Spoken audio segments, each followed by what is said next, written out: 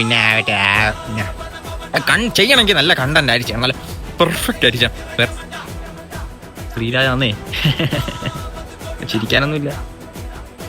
പിന്നെ 2012 നേരത്തെ പറഞ്ഞല്ലേ, 2012 നമ്മുടെ ഈ റീൽസും ഷോർട്സും ഇല്ലായിരുന്ന കാലഘട്ടത്തിൽ നേരത്തെ പറഞ്ഞു അപ്പൊ തുടങ്ങിയതാണ്.